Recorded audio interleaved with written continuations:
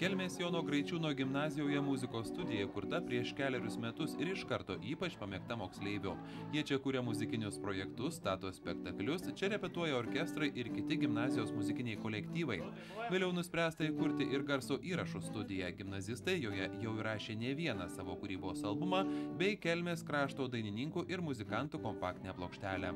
Per muzikos pamokas mokinių grojama muzika taip pat įrašoma, kad vėliau būtų galima savo grojimo paklausyti ir įvertinti. Šitos pamokos būna tik šioje mokykloje.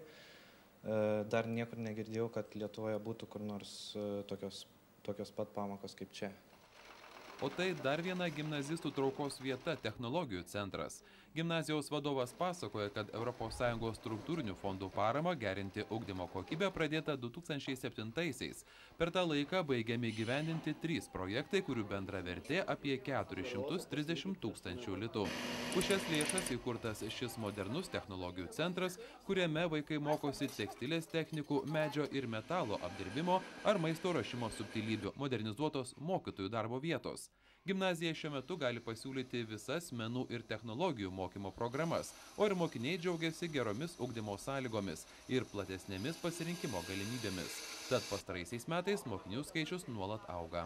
Dėmesys yra skiriamas ne tik akademiniam mokymui, bet mūsų yra tikslas, kad tas žinias, kurias įgyja per dalykinės pamokas, per taip vadinamas akademinės pamokas, mokiniai čia pat galėtų pritaikyti praktikoje.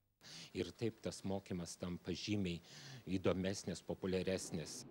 Reta mokykla gali pasigirti nuosavą televizijos ir radijos studiją. Graičiūno gimnazijos auklėtiniams tai įprastas dalykas. Tačiau tuo apsiriboti nežadama. Gimnazijos planuose, pasinaudojus ES paramą, technologijų centro plėtra, naujos sporto salės statyba, užsienio kalbų mokymo centro įkūrimas.